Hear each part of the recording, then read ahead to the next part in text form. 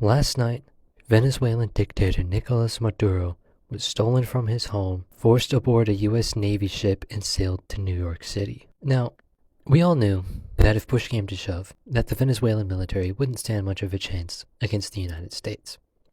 But this operation was such an unceremonious curb stomping that I think it's worth looking in to how we got here and where we go from here. A little bit of a background on our dictator friend here and how he ended up on a boat to New York City. Venezuela is one of the many countries in the world known as an illiberal democracy. So this means they hold elections, but those elections are neither free nor fair. Now, in 2024, they held an election, and unsurprisingly, that election was neither free nor fair. Can you guess who won? Yeah, unsurprisingly, the Maduro government claimed victory. But here's the thing. Unlike many illiberal democracies, Venezuela actually has a really robust voting system for some reason. I'm not sure why a dictator would make such a good voting system, but whatever. To each their own, I guess. And the opposition party used this voting system, which you can very easily verify a vote count, and did their own vote count. And after a little while, they came to the conclusion that they had won by a landslide. In fact, you can see in the graphic on the right here, their count of the vote saw them winning 68.7% of the popular vote in Venezuela. That is a crushing landslide against Nicolás Maduro. The international community agrees. Maduro lost the 2024 election, and it wasn't even close.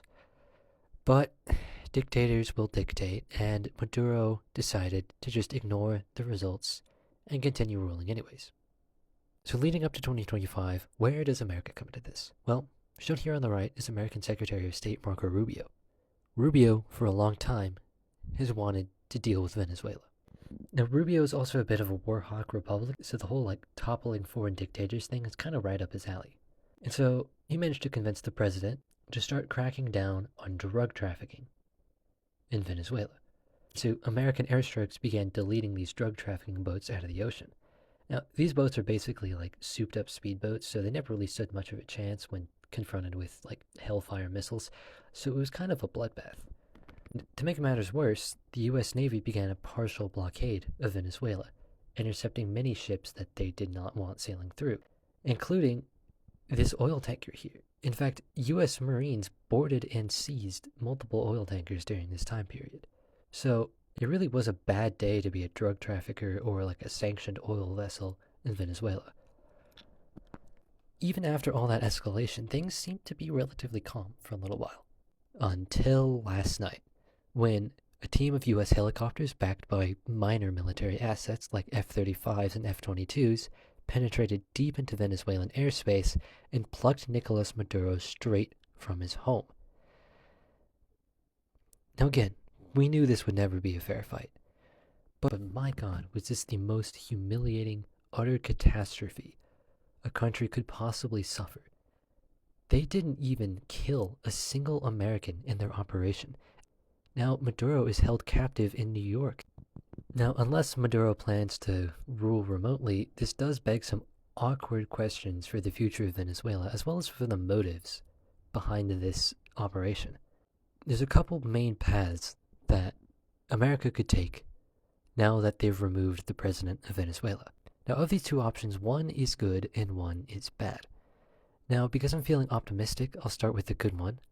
The good one includes installing the Venezuelan opposition as the new government in the country. This would be a good thing because, if you'll recall, the opposition won nearly 70% of the vote in the last election. That was just 1 year ago. So clearly the opposition party is still pretty popular in the country. So if there's anyone that could replace Maduro and do a good job leading and have popular support while doing so, it's probably the party that just won 68% of the vote. There is still room for America to get a strategic gain from this because Venezuelan oil companies have been underproducing for a long time. They've been mismanaged and corrupt and generally incompetent. Trump seems to want American oil companies to come into the country and increase oil production. Now, this can be a good thing strategically because Venezuelan crude oil is a special kind of crude oil that's very similar to what the Russians produce. And that gives America an opportunity to flood the market with Venezuelan crude oil, which would then drive down the price of the Russian crude oil. And that would hurt Russia's revenue, which obviously they're using to fund the war in Ukraine. So from a strategic perspective, it makes a degree of sense to have conducted this operation. But that's the good option. The bad option, the one that we seem to be rapidly steamrolling towards, is much, much worse. So what does it entail? The bad option, as it stands now, is what is currently planned, where Trump and his cabinet will temporarily run Venezuela. This is a bad idea for many reasons, including the fact that Pete Hegseth will be there. But on top of all that, America does not have a good track record of putting military and political leaders in charge of nation building. It backfired terribly in Iraq and Afghanistan, and there's really no reason why Donald Trump should be any better at it than anyone else before him. Marco Rubio is good at being a warhawk Republican. Dan Cain is good at fighting against terrorists like ISIS. Pete Hegseth is good at being like drunk on Fox News. These are not nation builders. Putting them in charge of a country like Venezuela is not destined to end very well, to put it lightly. Now, there is still some hope that the good option is what comes out of this. It seems that maybe France and the UK have expressed their hesitant support for, installing like a real Venezuelan government using the opposition party instead of just Trump and his cabinet. So maybe there's still a chance that things go well from here.